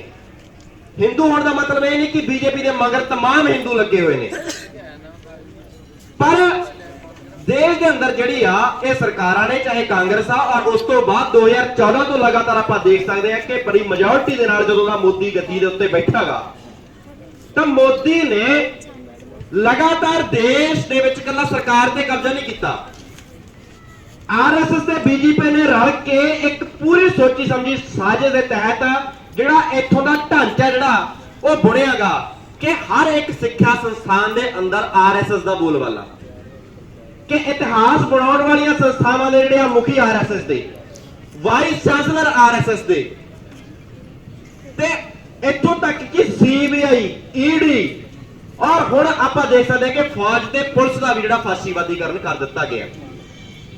ਇਹ ਸਾਰਾ ਉਹ ਚੀਜ਼ ਆ, ਉਸ ਚੀਜ਼ ਦੀ ਲਗਾਤਾਰਤਾ ਆਪਾਂ ਦੇਖ ਸਕਦੇ ਹਾਂ ਕਿ ਦਿੱਲੀ ਦੇ ਵਿੱਚ ਜਦੋਂ ਇਹ ਜਹਾਂਗੀਰਪੁਰੀ ਦੇ ਵਿੱਚ ਇਹ ਮਸਲਾ ਵਾਪਰਦਾਗਾ, ਤਾਂ ਪੁਲਿਸ ਜਿਹੜੀ ਆ ਉਹ ਨਿਰਪੱਖ ਹੋਣ ਦੀ ਥਾਂ ਦੇ ਉੱਤੇ, ਔਰ ਮੁਸਲਮਾਨਾਂ ਦੇ ਖਿਲਾਫ ਆਪਾਂ ਦੇਖ ਸਕਦੇ ਹਾਂ ਕਿ ਰਾਮਨੌਮੀ, ਤੁਸੀਂ ਰਾਮਨੌਮੀ ਮਨਾਉਣੀ ਆ, ਤੁਸੀਂ ਰਾਮ ਦੇ ਮੰਦਿਰ 'ਚ ਮਨਾਓ, ਤੁਸੀਂ ਉਸ ਰਾਹ ਤੇ ਜਾਓ, ਸ਼ਾਂਤਮਈ ਤਰੀਕੇ ਦੇ ਨਾਲ ਜਾਓ, ਪਰ ਤਲਵਾਰਾਂ ਲੈ ਕੇ ਮਸਜਿਦ ਦੇ ਉੱਤੇ ਝੰਡੇ ਲਾ ਕੇ ਉਹਨਾਂ ਲੋਕਾਂ ਨੂੰ ਨੀਚੇ ਦਿਖਾ ਕੇ, ਉਹਨਾਂ ਦੀਆਂ ਔਰਤਾਂ ਨੂੰ ਛੇੜ ਕੇ, ਉਹਨਾਂ ਦੇ ਘਰਾਂ ਦੇ ਵਿੱਚ ਜਾ ਕੇ, ਔਰ ਫਿਰ ਇੱਕ ਅਜਿਹਾ ਮਾਹੌਲ ਬਣਾ ਕੇ ਤੁਸੀਂ ਫਿਰ ਕਹਿੰਦੇ ਹੋ ਵੀ ਜਿਨ੍ਹਾਂ ਨੇ ਇਹ ਦੰਗਾ ਕੀਤਾ, ਜਿਨ੍ਹਾਂ ਨੇ ਇਹ ਦੰਗਾ ਫੈਲਾਇਆ, ਜਿਨ੍ਹਾਂ ਨੇ ਅੱਗ ਨਹੀਂ ਫੈਲਾਈ ਆ, ਉਹਨਾਂ ਦੇ ਘਰਾਂ ਦੇ ਬੁਲਡੋਜ਼ਰ ਚੜਾਓ। ਇਹ ਨੋਟ ਕਰੋ ਕਿਹੜੇ ਬੰਦੇ ਨੇ ਦੰਗੇ ਦੇ ਵਿੱਚ ਉਹਨਾਂ ਦੀਆਂ ਪ੍ਰਾਪਰਟੀਆਂ ਜ਼ਬਤ ਕਰ ਲਓ। ਤੇ ਆਪਾਂ ਦੇਖ ਸਕਦੇ ਜੋ ਨੰਗਾ ਨਾਚ ਪੁਲਿਸ ਨੇ, ਪ੍ਰਸ਼ਾਸਨ ਨੇ, ਸਰਕਾਰ ਨੇ, ਇਹ ਤਿੰਨਾਂ ਨੇ ਮਿਲ ਕੇ ਚਲਾਇਆ। ਪੂਰੇ ਦੇ ਪੂਰੇ ਪ੍ਰਬੰਧ ਦਾ ਜਿਹੜਾ ਇਹ ਫਾਸ਼ੀਵਾਦੀਕਰਨ ਹੋ ਚੁੱਕਿਆਗਾ। ਇਹ ਜਿਹੜਾ ਸੁਰਜੀਤ ਪਾਤਰ ਦੀਆਂ 70 ਨੇ ਕਿ ਲੱਗੀ ਜੇ ਕਲੇਜੇ ਤੇਰੇ ਛੁਰੀ ਨਹੀਂ, ਇਹ ਨਾ ਸਮਝੀ ਸ਼ਹਿਰ ਤੇਰੇ ਦੀ ਹਾਲਤ ਹਲੇ ਪੂਰੀ ਨਹੀਂ। ਤੇ ਪੰਜਾਬੀ ਯੂਨੀਵਰਸਿਟੀ ਦੇ ਅੰਦਰ ਜਦੋਂ ਅਸੀਂ ਇਹ ਪ੍ਰੋਟੈਸਟ ਕਰ ਰਹੇ ਹਾਂ, ਇਹਦਾ ਮਤਲਬ ਇਹ ਆ ਜੇ ਸਾਨੂੰ ਲੱਗਦਾ ਹੋਊਗਾ ਕਿ ਅਸੀਂ ਸੇਫ ਹਾਂ, ਇੱਥੇ ਸਿੱਖਾਂ ਦੀ ਬਹੁਗਿਣਤੀ ਆ, ਇੱਥੇ ਅਸੀਂ ਮਾਰਸ਼ਲ ਲੋਕ ਆ, ਇੱਥੇ ਧਰਮ ਨਿਰਪੱਖਤਾ ਬਹੁਤ ਜ਼ਿਆਦਾ ਆ, ਅਸੀਂ ਦੂਜਿਆਂ ਦੇ ਹੱਕ 'ਚ ਖੜਨ ਵਾਲੇ ਲੋਕ ਆ, ਔਰ ਸਾਡੇ ਇੱਥੇ ਆਰਐਸਐਸ ਜਿਹੜੀ ਆ ਆਪਦੇ ਪੈਰ ਨਹੀਂ ਪਸਾਰੂਗੀ, ਉਹ ਪਸਾਰ ਰਹੇ ਨੇ। ਔਰ ਇਹ ਬ੍ਰਾਹਮਣਵਾਦ ਦੀ ਫਿਤਰਤ ਆ ਕਿ ਚੀਜ਼ਾਂ ਨੂੰ ਕਿਵੇਂ ਅਡਾਪਟ ਕਰਨਾਗਾ। ਸੋ ਇਸ ਤਰੀਕੇ ਦੇ ਨਾਲ ਜਦੋਂ ਅਸੀਂ ਅੱਜ ਇਹ ਪ੍ਰੋਟੈਸਟ ਕਰ ਰਹੇ ਹਾਂ, ਅਸੀਂ ਇਸ ਸਟੇਜ ਦੇ ਉੱਤੋਂ ਖੜ ਕੇ ਕਹਿੰਦੇ ਆ, ਥੋੜੇ ਦਿਨ ਪਹਿਲਾਂ ਇੱਥੋਂ ਆਰਐਸਐਸ ਦੇ ਲੰਗੂਰਾਂ ਦੇ ਵੱਲੋਂ ਇੱਕ ਇੱਥੇ ਅਰੁੰਧਤੀ ਰਾਏ ਦਾ ਜਦੋਂ ਪ੍ਰੋਗਰਾਮ ਹੋਇਆ ਸੀ, ਉਦੋਂ ਇੱਕ ਜਿਹੜਾ ਆਪਦਾ ਬਖੇੜਾ ਖੜਾ ਕਰਨ ਦੀ ਕੋਸ਼ਿਸ਼ ਕੀਤੀ ਗਈ ਸੀ, ਤੇ ਉਹਨਾਂ ਦੇ ਬਖੇੜੇ ਨੂੰ ਜਿਹੜਾਗਾ ਇੱਥੋਂ ਦੇ ਵਿਦਿਆਰਥੀਆਂ ਨੇ ਚੰਗਾ ਜਵਾਬ ਦਿੱਤਾ ਸੀ, ਤੇ ਉਹਨੂੰ ਵੀ ਇਹਨਾਂ ਨੇ ਹਿੰਦੂ ਵਰਸਸ ਸਿੱਖ ਬਣਾਉਣ ਦੀ ਜਾਂ ਹਿੰਦੂ ਵਰਸਸ ਕਾਮਰੇਡ ਬਣਾਉਣ ਦੀ ਜਾਂ ਇਹ ਬਣਾਉਣ ਦੀ ਕੋਸ਼ਿਸ਼ ਕੀਤੀ, ਲੇਕਿਨ ਬਣ ਨਹੀਂ ਪਾਇਆ, ਕਿਉਂਕਿ ਉਹਦੇ ਵਿੱਚ ਬਹੁ ਗਿਣਤੀ ਲੋਕ ਜਿਹੜੇ ਆ ਉਹ ਹਿੰਦੂ ਸੀ, ਜਿਹੜੇ ਉਹਨਾਂ ਨੂੰ ਜਵਾਬ ਦੇਣ ਵਾਲੇ ਸੀਗੇ। ਤੇ ਬਹੁਤ ਸਾਰੇ ਜਿਹੜੇ ਇੱਥੇ ਨੇ ਉਹ ਬੁਰਜੂਆ ਲਿਬਰਲ ਧਾਰਨੀ ਲੋਕ ਜਿਹੜੇ ਆ ਉਹ ਕਹਿੰਦੇ ਨੇ ਵੀ ਭਾਈ ਇਹ ਉਹਨਾਂ ਨੂੰ ਵੀ ਡੈਮੋਕ੍ਰੇਸੀ, ਉਹਨਾਂ ਨੂੰ ਵੀ ਬੋਲਣ ਦਾ ਹੱਕ ਆਗਾ। ਅਸੀਂ ਕਹਿੰਦੇ ਆ ਵੀ ਇਹ ਆਰਐਸਐਸ ਦੇ ਲੋਕਾਂ ਨੂੰ, ਇਹ ਫਾਸ਼ੀਵਾਦੀਆਂ ਨੂੰ, ਕਿਸੇ ਨੂੰ ਵੀ ਜਿਹੜਾ ਹੈ ਜਾਂ ਫਿਰਕਾ ਪ੍ਰਸਤੀ ਦਾ ਜ਼ਹਿਰ ਭਰੂਗਾ, ਉਹਨਾਂ ਦੇ ਲਈ ਕੋਈ ਡੈਮੋਕ੍ਰੇਸੀ ਨਹੀਂ ਹੈਗੀ, ਉਹਨਾਂ ਲਈ ਕੋਈ ਬੋਲਣ ਦਾ ਅਧਿਕਾਰ ਨਹੀਂ ਹੈਗਾ।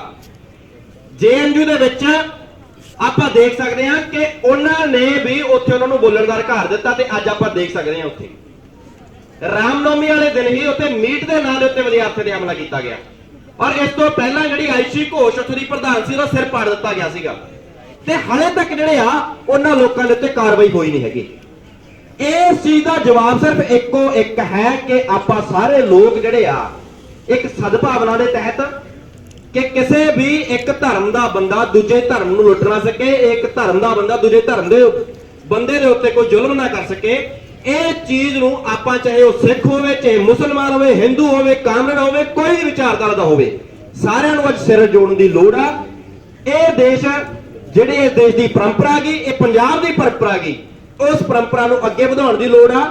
ਇਸ ਜਿਹੜੀ ਆ ਸਰਕਾਰ ਨੇ ਲਗਾਤਾਰ ਜਿਹੜਾਗਾ ਇਸ ਏਜੰਡੇ ਤਹਿਤ ਕੱਲਾ ਧਾਰਮਿਕ ਹਮਲਾ ਹੀ ਨਹੀਂ ਹੈਗਾ, ਜਿਹੜੇ ਸੂਬੇ ਨੇ, ਕੌਮਾਂ ਨੇ ਇੱਥੋਂ ਦੀਆਂ, ਉਹਨਾਂ ਨੂੰ ਦਬਾਉਣ ਦੇ ਲਈ ਅਮਿਤ ਸ਼ਾਹ ਨੇ ਕਹਿਤਾ ਵੀ ਭਾਈ ਹਿੰਦੀ ਥੋਪੀ ਜਾਊਗੀ।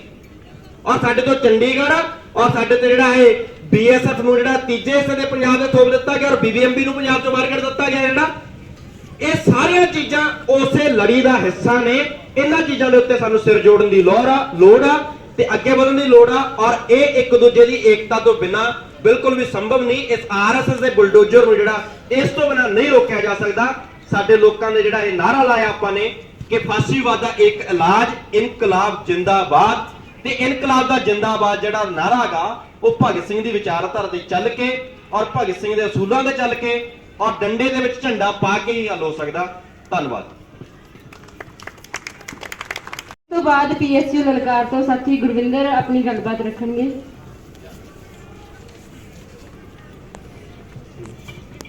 ਸਾਥੀਓ, ਇਹ ਜਿਹੜੀ ਪੂਰੀ ਘਟਨਾ ਹੋਈ ਹੈ ਜਹਾਂਗੀਰਪੁਰੀ ਦੀ, ਇਹਦੇ ਵਿੱਚ ਮੁੱਖ ਤਰਕ ਜਿਹੜਾ ਬਣਾਇਆ ਗਿਆ ਵੀ ਉਹਨਾਂ ਦੀਆਂ ਨਜਾਇਜ਼ ਕਬਜ਼ੇ ਸੀਗੇ ਜਗ੍ਹਾਵਾਂ ਤੇ, ਇਸ ਲਈ ਅਸੀਂ ਉਹਨਾਂ ਦੀ ਜਗ੍ਹਾ ਢਾਈ ਹੈ।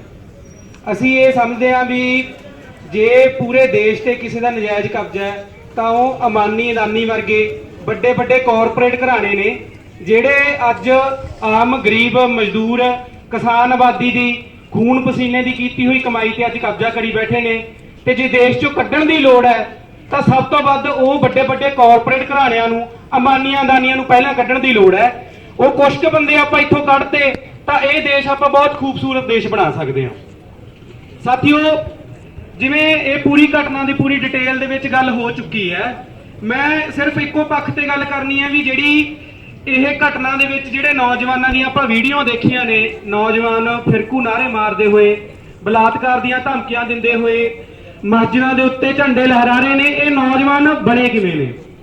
ਮਤਲਬ 20-22 ਸਾਲਾਂ ਦੇ ਇੱਕ ਤਾਜ਼ਾ ਦਿਮਾਗ ਵਾਲੇ ਨੌਜਵਾਨ ਨੇ, ਜਿਹੜੇ ਲੋਕਾਂ ਦੇ ਘਰਾਂ ਦੇ ਵਿੱਚ ਵੜ ਕੇ ਉਹਨਾਂ ਦੀਆਂ ਜਾਇਦਾਦਾਂ ਨੂੰ ਨਿਸਤੋਂ ਨਬੂਦ ਕਰ ਰਹੇ ਨੇ, ਉਹਨਾਂ ਦੀਆਂ ਕੁੜੀਆਂ ਨੂੰ ਛੇੜ ਰਹੇ ਨੇ। ਵੀ ਇਹ ਜਿਹੜੀ ਮਾਨਸਿਕਤਾ ਹੈ, ਇਹ ਮਾਨਸਿਕਤਾ ਪੈਦਾ ਕਿਵੇਂ ਹੋਈ ਹੈ? 2 ਸਾਲ ਪਹਿਲਾਂ ਕਿਸੇ ਨੇ ਮੈਨੂੰ ਇੱਕ ਕਹਾਣੀ ਸੁਣਾਈ। ਉਹ ਕਹਾਣੀ ਉਹਨੇ ਸੁਣਾਈ 1935 ਦੀ। ਉਹ ਕਹਿੰਦਾ ਵੀ 1935 ਦੇ ਵਿੱਚ ਇੱਕ ਅਧਿਆਪਕਾ ਸੀ। ਉਹ ਅਧਿਆਪਕਾ ਰਿਸਰਚ ਕਰਨ ਦੇ ਲਈ ਵੀ ਜਿਹੜੇ ਛੋਟੇ ਬੱਚੇ ਨੇ ਉਹਨਾਂ ਦਾ ਮਨੋਵਿਗਿਆਨ ਕਿਵੇਂ ਕੰਮ ਕਰਦਾ ਹੈ, ਉਹ ਅਧਿਆਪਕਾ ਸਭ ਤੋਂ ਪਹਿਲਾਂ ਰੂਸ ਦੇ ਵਿੱਚ ਗਈ। ਉਸ ਵੇਲੇ ਰੂਸ ਸਮਾਜਵਾਦੀ ਦੇਸ਼ ਸੀ, ਮਤਲਬ ਉੱਥੇ ਇੱਕ ਬਹੁਤ ਚੰਗੀ ਸੱਤਾ ਸੀ, ਲੋਕਾਂ ਦੀ ਸੱਤਾ ਸੀ। ਉੱਥੇ ਜਾ ਕੇ ਇੱਕ ਕਲਾਸਰੂਮ ਦੇ ਵਿੱਚ ਦੂਜੀ ਤੀਜੀ ਦੇ ਜਵਾਕਾਂ ਨੂੰ ਅਧਿਆਪਕਾਂ ਨੇ ਸਵਾਲ ਕੀਤੇ ਵੀ ਜੇ ਤੁਹਾਡੇ ਕੋਲੇ ਦੁਨੀਆ ਦੀ ਸਭ ਤੋਂ ਵੱਡੀ ਤਾਕਤ ਹੋਵੇ ਤੁਸੀਂ ਕੀ ਕਰੋਗੇ? ਬੱਚਿਆਂ ਨੇ ਜਵਾਬ ਦਿੱਤੇ। ਕੋਈ ਬੱਚਾ ਕਹਿੰਦਾ ਵੀ ਅਸੀਂ ਪੂਰੀ ਦੁਨੀਆ ਤੇ ਫੁੱਲ ਹੀ ਫੁੱਲ ਲਾ ਦਾਂਗੇ। ਕੋਈ ਕਿਸੇ ਬੱਚੇ ਦਾ ਇਹ ਜਵਾਬ ਸੀਗਾ ਵੀ ਅਸੀਂ ਦੁਨੀਆ ਤੇ ਅਮਨ ਸ਼ਾਂਤੀ ਲਿਆਵਾਂਗੇ। ਕਿਸੇ ਦਾ ਇਹ ਜਵਾਬ ਸੀਗਾ ਵੀ ਅਸੀਂ ਜਿਹੜਾ ਅਮੀਰੀ ਗਰੀਬੀ ਦਾ ਪਾੜਾ ਹੈ, ਜਿਹੜੇ ਵਖਰੇਵੇਂ ਨੇ ਉਹ ਖਤਮ ਕਰ ਦਿਆਂਗੇ। ਉਹੀ ਅਧਿਆਪਕਾ ਉਹੀ ਸਵਾਲ ਲੈ ਕੇ ਉਸ ਵੇਲੇ ਦੇ ਜਰਮਨੀ ਦੇ ਵਿੱਚ ਗਈ। ਜਰਮਨੀ ਉਸ ਵੇਲੇ ਹਿਟਲਰ ਦਾ ਦੇਸ਼ ਸੀ, ਇੱਕ ਫਾਸੀਵਾਦੀ ਸਟੇਟ ਸੀ ਜਿੱਥੇ ਯਹੂਦੀਆਂ ਦਾ ਕਤਲੇਆਮ ਹੋ ਰਿਹਾ ਸੀ। ਦੂਜੀ ਤੀਜੀ ਦੇ ਬੱਚਿਆਂ ਨੂੰ ਉਹੀ ਸਵਾਲ ਕੀਤੇ ਵੀ ਜੇ ਤੁਹਾਡੇ ਕੋਲੇ ਸਭ ਤੋਂ ਵੱਡੀ ਤਾਕਤ ਹੋਈ ਤੁਸੀਂ ਕੀ ਕਰੋਗੇ? ਤਾਂ ਉਹ ਬੱਚਿਆਂ ਦੇ ਜਵਾਬ ਸੀ ਕਿ ਅਸੀਂ ਇਹੋ ਜਿਹਾ ਬੰਬ ਬਣਾਵਾਂਗੇ ਜਿਹਦੇ ਨਾਲ ਸਾਰੇ ਯਹੂਦੀਆਂ ਨੂੰ ਖਤਮ ਕੀਤਾ ਜਾ ਸਕੇ। ਅਸੀਂ ਜੰਗ ਲੜਾਂਗੇ, ਅਸੀਂ ਇਹ ਲੋਕਾਂ ਨੂੰ ਮਾਰ ਦਾਂਗੇ। ਮਤਲਬ ਉਹੀ ਬੱਚੇ ਦੂਜੀ ਤੀਜੀ ਕਲਾਸ ਦੇ, ਉਹੀ ਉਮਰਾਂ, ਉਹੀ ਦਿਮਾਗ, ਪਰ ਉਹਨਾਂ ਦੇ ਜਵਾਬ ਦੇ ਵਿੱਚ ਵਖਰੇਵੇਂ ਨੇ। ਇਹ ਵਖਰੇਵੇਂ ਕਿੱਥੋਂ ਪੈਦਾ ਹੋਏ? ਇਹ ਵਖਰੇਵੇਂ ਪੈਦਾ ਹੋਏ ਉਹ ਦੋ ਦੇਸ਼ਾਂ ਦੀ ਜਿਹੜੀ ਆਰਥਿਕਤਾ ਸੀਗੀ, ਉਹ ਦੋ ਦੇਸ਼ਾਂ ਦਾ ਜਿਹੜਾ ਪੂਰਾ ਤਾਣਾ ਬਾਣਾ ਸੀਗਾ, ਉਹਦੇ ਵਿੱਚ ਵਖਰੇਵੇਂ ਸੀ। ਇੱਕ ਦੇਸ਼ ਦੀ ਬੁਨਿਆਦ ਸੀ ਲੋਕਾਂ ਦਾ ਆਪਸੀ ਸਹਿਚਾਰ, ਲੋਕਾਂ ਦੀ ਆਪਸੀ ਭਾਵਨਾ, ਲੋਕਾਂ ਦੀ ਆਪਸੀ ਕਦਰ ਤੇ ਟਿਕਿਆ ਹੋਇਆ ਉਹ ਦੇਸ਼ ਸੀ ਤੇ ਲੋਕਾਂ ਨੂੰ ਨਾਲ ਲੈ ਕੇ ਚੱਲਣ ਵਾਲਾ ਦੇਸ਼ ਸੀ। ਤੇ ਦੂਜਾ ਦੇਸ਼ ਇੱਕ ਨਸਲੀ ਵਿਤਕਰੇ ਤੇ, ਇੱਕ ਕਤਲੇਆਮ ਤੇ, ਇੱਕ ਦਹਿਸ਼ਤ ਤੇ ਟਿਕਿਆ ਹੋਇਆ ਦੇਸ਼ ਸੀ। ਦੋਨੇ ਦੇਸ਼ਾਂ ਦੀਆਂ ਬੁਨਿਆਦਾਂ ਨੇ ਬੱਚਿਆਂ ਦੇ ਦਿਮਾਗਾਂ ਨੂੰ ਬਦਲਤਾ।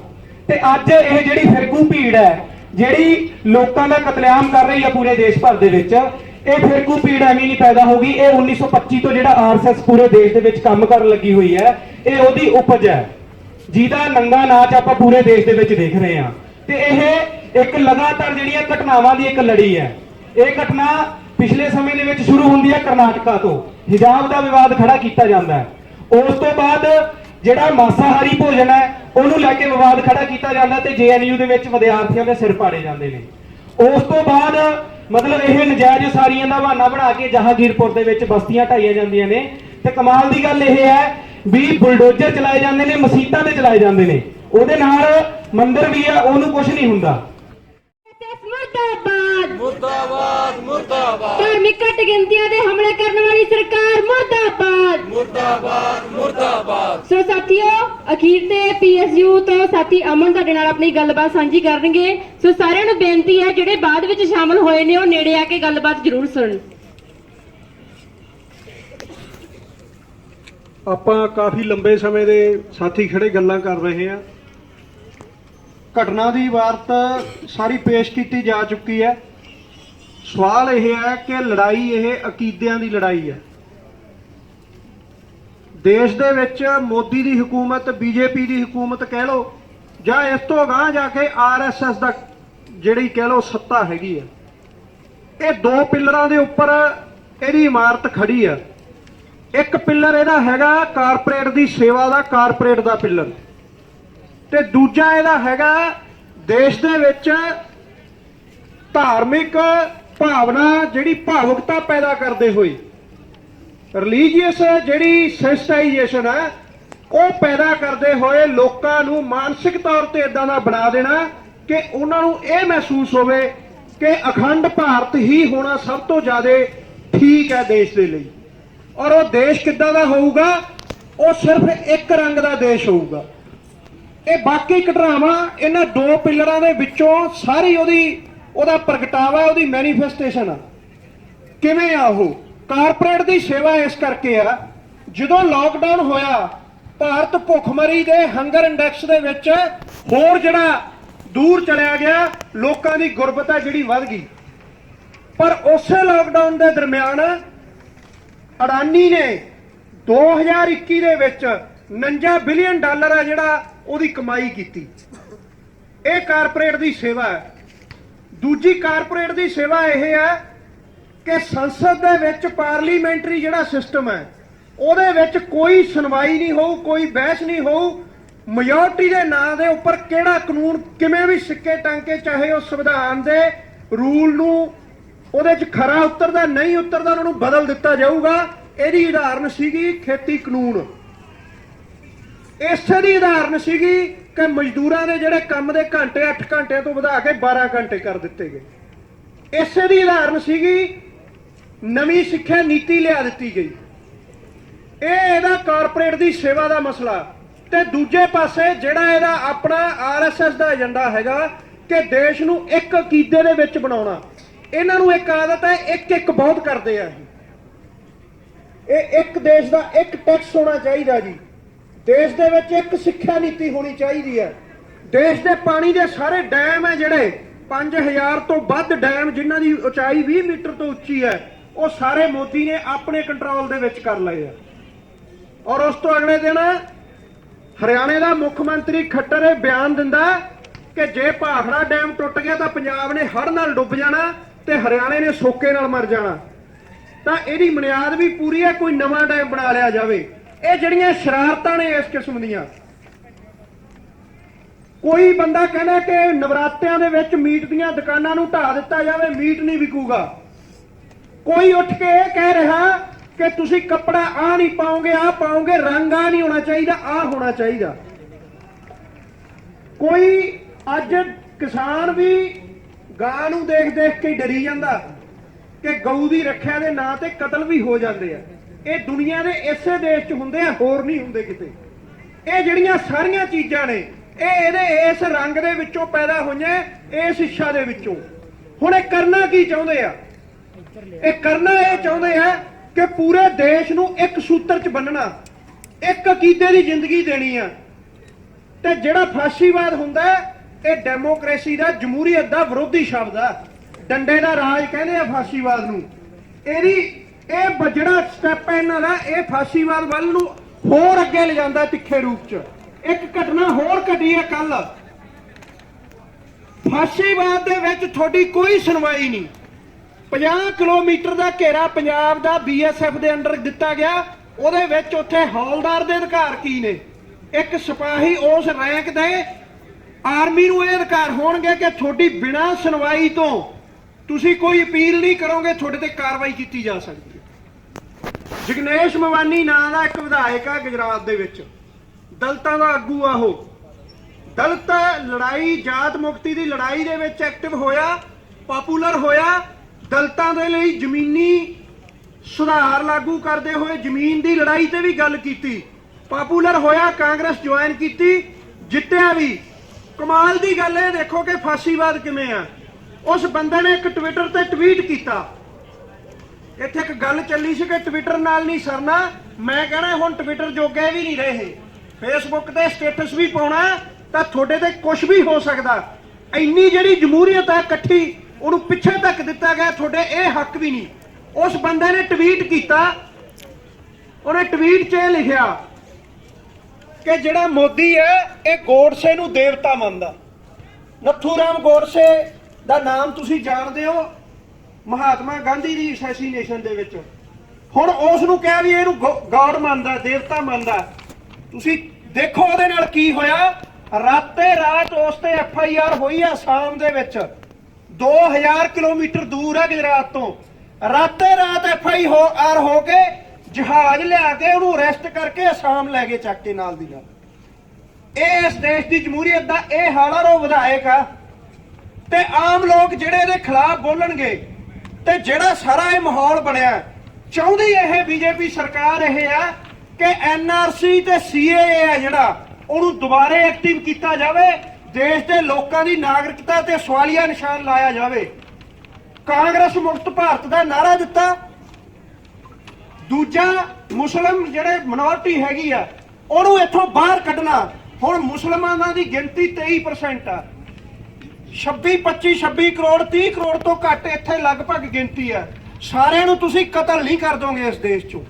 ਇਹ ਨਹੀਂ ਕਹਿ ਸਕਦੇ ਕਿ ਪਾਕਿਸਤਾਨ ਦਿੱਤਾ ਹੀ ਤੇ ਸਾਰੇ ਬਾਹਰ ਚੱਲ ਜਾਓ, ਤਾਂ ਫਿਰ ਇਹ ਕੀ ਕਰਨਗੇ? ਇਹਨਾਂ ਨੇ NRC CAA ਜਿਹੜਾ ਪਹਿਲਾਂ ਲੈ ਕੇ ਆਂਦਾ ਸੀ, ਉਹਨਾਂ ਦੀ ਨਾਗਰਿਕਤਾ ਚੈੱਕ ਕਰਨਾ, ਉੱਥੇ ਲੈ ਕੇ ਜਾਣਾ ਉਹਨਾਂ ਨੂੰ ਕਿ ਜਿਹੜੇ ਮੁਸਲਿਮ ਨੇ ਤੁਹਾਨੂੰ ਅਸੀਂ ਰਿਫਿਊਜੀਆਂ ਦੇ ਅਧਿਕਾਰ ਤਾਂ ਦੇ ਦਿਆਂਗੇ, ਪਰ ਤੁਹਾਨੂੰ ਨਾਗਰਿਕਤਾ ਦੇ ਅਧਿਕਾਰ ਨਹੀਂ ਦੇਵਾਂਗੇ। ਤਾਂ ਸਾਥੀਓ, ਇਹ ਦਿਨ ਦੂਰ ਨਹੀਂ, ਕਿਸੇ ਦਿਨ ਬਹੁਤ ਛੇਤੀ ਇਸ ਦੇਸ਼ ਦੇ ਵਿੱਚ ਇਹ ਵੀ ਹੋ ਸਕਦਾ ਕਿ ਮੁਸਲਮਾਨਾਂ ਨੂੰ ਵੋਟ ਦਾ ਅਧਿਕਾਰ ਆ ਜਿਹੜਾ ਨਾ ਰਹਿਣ ਦਿੱਤਾ ਜਾਵੇ, ਉਹਨੂੰ ਖਤਮ ਕਰ ਦਿੱਤਾ ਜਾਵੇ। ਤੇ ਜਿਹੜੀ ਇੱਕ ਸਾਥੀ ਨੇ ਇੱਥੇ ਗੱਲ ਕਰੀ ਕਿ 24 ਦੀ ਤਿਆਰੀ ਹੋ ਰਹੀ ਹੈ, ਸਾਥੀਓ ਕਹਾਣੀ ਇਸ ਤੋਂ ਅੱਗੇ ਵੱਧ ਚੁੱਕੀ ਹੈ। ਨਰਿੰਦਰ ਮੋਦੀ ਨੇ ਆਪਣੇ ਭਾਸ਼ਣ 'ਚ ਵਾਰ-ਵਾਰ ਇੱਕ ਸ਼ਬਦ ਵਰਤਿਆ, ਉਹਨੂੰ ਕਿਹਾ ਜਾਂਦਾ ਅੰਮ੍ਰਿਤਕਾਲ। ਇਹ ਅੰਮ੍ਰਿਤਕਾਲ ਕੀ ਆ ਇਹ ਸਮਝੋ ਸਾਰੇ ਜਣੇ। ਉਹ ਕਹਿੰਦਾ ਕਿ ਭਾਰਤ ਨੂੰ ਆਜ਼ਾਦ ਹੋਇਆ 100 ਸਾਲ ਹੋਣਾ। 1947 ਚ ਕਹਿੰਦਾ ਅਸੀਂ ਆਜ਼ਾਦੀ ਲਈ ਹੈ ਤੇ ਹੁਣ ਅਸੀਂ 2022 ਚ ਤੇ 47 ਚ ਜਾਣਾ।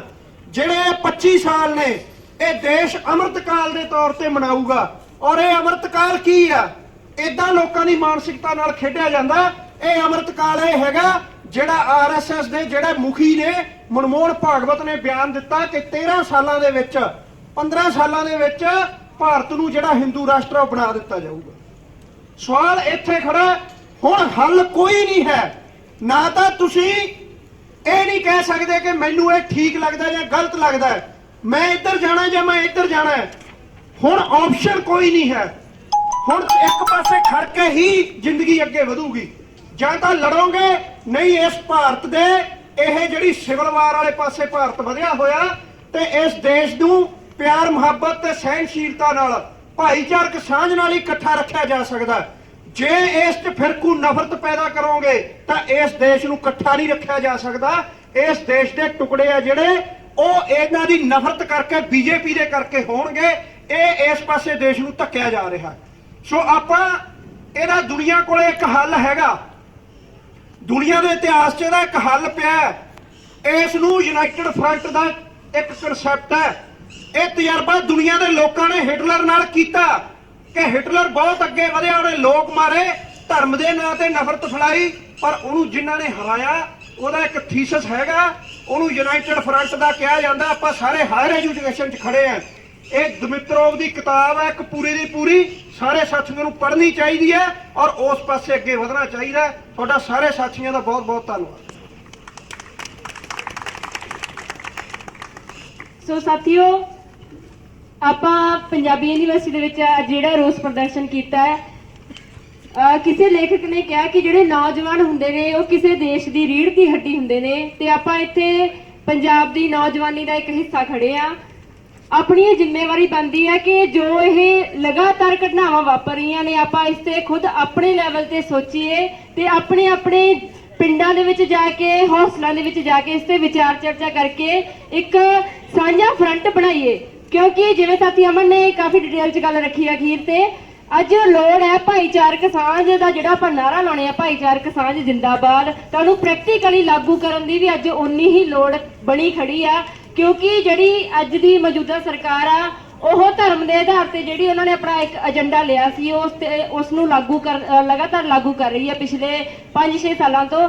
ਸੋ ਭਾਈਚਾਰਕ ਸਾਂਝ ਨੂੰ ਲਗਾਤਾਰਤਾ ਦੇ ਵਿੱਚ ਬਣਾਉਂਦੇ ਹੋਏ ਆਪਾਂ ਇਹਨਾਂ ਘਟਨਾਵਾਂ ਦੇ ਖਿਲਾਫ ਆਪਣੀ ਆਵਾਜ਼ ਨੂੰ ਬੁਲੰਦ ਕਰੀਏ ਤੇ ਭਵਿੱਖ ਦੇ ਵਿੱਚ, ਕਿਉਂਕਿ ਜਿਹੜੀ ਇਹ ਸਰਕਾਰ ਨੇ ਇਹ ਇੱਕ ਆਪਣਾ ਏਜੰਡਾ ਲੈ ਕੇ ਤੁਰੀ ਹੋਈ ਹੈ, ਰੁਕਣ ਵਾਲੀ ਨਹੀਂ, ਤੇ ਰੁਕੂਗੀ ਉਦੋਂ ਹੀ ਜਦੋਂ ਭਾਰਤ ਲੈਵਲ ਤੇ ਇਸ ਦੇ ਖਿਲਾਫ ਵੱਡੇ ਰੋਸ ਪ੍ਰਦਰਸ਼ਨ ਸ਼ੁਰੂ ਹੋਣਗੇ।